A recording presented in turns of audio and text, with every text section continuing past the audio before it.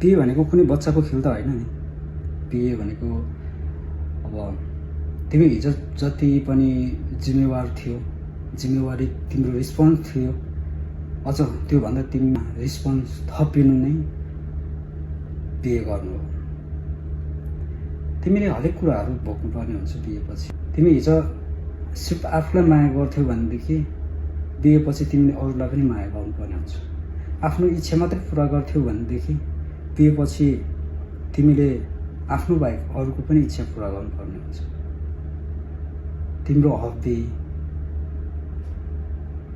तिम्रो ह्याबिट, यी सब कुराहरू पनि परिवर्तन गर्न जरुरी हुन्छ।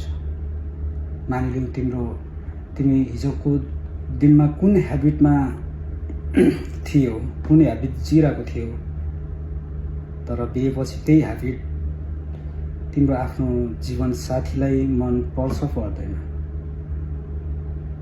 र एक दुईले नै यो ह्याबिट पनि चेन्ज गरिकन आफ्नो जिन्दगी बढाउनु पर्ने हुन्छ। त्यही भएर बिहे गरिसकेपछि तिमीहरूले गल्ती, हरेक मान्छेबाट गल्ती हुन्छ, तर माफी दिन नसक्ने खालको गल्ती जिन्दगीमा कहिले पनि गर्नु हुँदैन जस्तो लाग्छ मलाई चाहिँ। किनभनेदेखि एउटा माफी दिन नसकिने खालको गल्तीले धेरै कुरा पछुताउनु पर्छ। यदि तिमीले भोलिको दिनमा त्यो गल्ती गर्यो र तिम्रो आफ्नो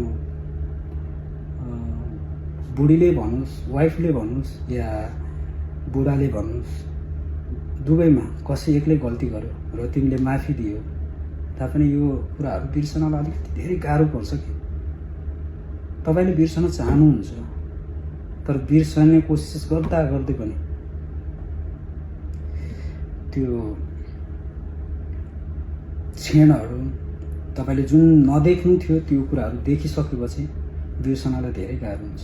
म त खासमा के भन्छु भनेदेखि बिहे गरिसकेपछि हस्बेन्ड वाइफ भइसकेपछि, एक दुईताको सम्बन्ध जोडिसकेपछि कहिले पनि एकअर्कालाई चिट नगर्नु कि अर्को सेकेन्ड पार्ट कहिले पनि नखोज्नु। यो नै सबैभन्दा बिहे गरिसकेपछिको सबैभन्दा ठुलो भुल हुन्छ। यो नै सबैभन्दा ठुलो भुल हो मलाई लाग्छ। बितेको समय भन्दा पनि भोलि आउने समयमा चाहिँ गलत नहोस्, हाम्रो सम्बन्ध राम्रो होस् भन्ने चाहनुहुन्छ भनेदेखि जीवनमा कहिले पनि अर्को मान्छेलाई नल्याउनु नै सबैभन्दा उत्तम हो होइन। तपाईँ जोसँग बस्नुहुन्छ, जसलाई माया गर्नुहुन्छ उसलाई 100% गर्नुहोस्। मलाई यस्तो लाग्छ, 100% गर्नुहोस्। एउटा छोरा मान्छे कुन बेलामा पागल हुन्छ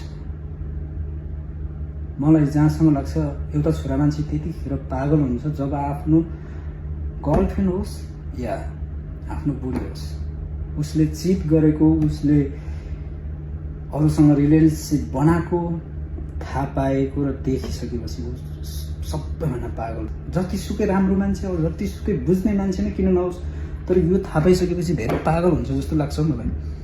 आफूले माया गरेको मान्छे यस्तो छ, आफूले भरोसा गरेको मान्छे यो छ भन्ने कुरा थाहा पाइसकेपछि त्यो मान्छे पागल हुन्छ जस्तो लाग्छ मलाई जहाँसम्म। ऊ भन्दा पनि अरू नै बढी इम्पोर्टेन्ट देख्न थाल्छ र ऊ सधैँ गलत जस्तो लाग्छ भनेदेखि उस पागल हुन्छ। तपाईँले 100 दिनुहोस् के, तपाईँले एक दुई दिन मलाई यसले यो टाइम दिएन, मलाई यो विदेश जाँदाखेरि मलाई कल गरेन, मलाई म्यासेज गरेन होइन, मसँग बोलेन भन्ने, यो पनि एउटा हुन्छ। विदेश भनेको तपाईँले सोचेको भन्दा पनि धेरै फरक हुन्छ क्या। तपाईँले नेपालमा बसेर जस्तो सोच्नु भएको छ त्योभन्दा धेरै फरक हुन्छ। कति मान्छेहरूले त्यही सोच्छ नि त, मलाई विदेशमा बुढो गयो, मलाई टाइममा कल गरेन, तपाईँले भने टाइममा कुरा भएन, यस्तै हुन्छ नि त। त्यो होइन कि तपाईँको बुढोले तपाईँलाई कल गर्नु र तपाईँलाई कुनै पनि समयमा तपाईँलाई कल गर्नु नै, विदेशमा आएर तपाईँलाई कल गर्नु नै, कुरा गर्नु नै सबैभन्दा त्यो ठुलो कुरा हो कि। किनभनेदेखि यहाँ एउटै समय हुँदैन, एउटै टाइम हुँदैन हो। अब बल्ल तल्ल 12 घन्टा ड्युटी, त्यसपछि खाना बनाइ खा, कपडा सपडा धु, सबै जिउन, यति सबै कुराहरू गर्नुपर्छ नि त एकैजनाले। अब त्यसमध्ये बल्ल 12 घन्टा ड्युटीमा पछि खानासाना यताउता गरिकन मिल्ने भनेको 16-17 घन्टा यतिकै गइदिन्छ। 1-2 घन्टा त जिउन आउँदाखेरि खाना बनाउँदाखेरि नै जान्छ हो। अब र त्यो टाइम पछि तपाईँलाई कल गर्नु भनेकै, समय मिलाएर कल गर्नु भनेकै तपाईँको लागि सबैभन्दा ठुलो कुरा हो क्या। तपाईँ जतिसुकै बिजी हुनुहोस्, जोसँग बिजी हुनुहोस्, आफ्नो साथीसँग बिजी हुनुहोस्, दाइसँग बिजी हुनुहोस्, जोसुकैसँग बिजी हुनुहोस्, उसले विदेशबाट कल गरेको बेलामा बिजी नहुनुहोस्।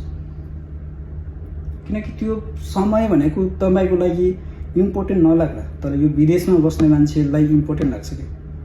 किनकि त्यो समय भनेको उसले सबै काम गरी सकाएर तपाईँको लागि निकालेको समय हो। त्यो समयलाई तपाईँले सधैँ कदर गर्नुपर्छ र त्यो समयमा तपाईँले आफ्नो बुढोलाई टाइम दिने कोसिस गर्नुहोस्। यो नगर्नुहोस् कि 24 घन्टा त्यो टाइममा बिजी भएर बस्दिने, कल गर्दाखेरि रिसिभ नगर्ने, रिसिभ गरे पनि म यस्तो बिजी छु भनेर बाता बनाएर यताउता टाढिने मान्छेहरू पनि मैले धेरै देखेको छु पनि, मैले भोगेको पनि छु कि। त्यही भएर जस्तो लाग्छ मलाई, लाइफ इज नट जोक। तपाईँले आज गयो भोलि पाउँछु भन्ने नसोच्नुहोस्, अर्को पाउँछु भन्ने नसोच्नुहोस्। यो दुनियाँ छ नि, यो दुनियाँ यदि तपाईँ खेल्नुहुन्छ नि, खेलाउने मान्छे हजारौँ छ। तपाईँ फुटबल जसरी तपाईँले खेलाउने मान्छे 1000 पाउनुहुन्छ। तपाईँ एउटा खेलको गोती मात्रै बन्न चाहनुहुन्छ भने यहाँ खेलाउने मान्छे, खेलाडी कति छन् यार। तर खेलाडी तपाईँ पनि नबन्नुहोस् र खेल्ने गोती पनि नबन्नुहोस्, मलाई यो लाग्छ कि। र आफ्नो सम्बन्धलाई सधैँ सिरियस लिने कोसिस गर्नु होला।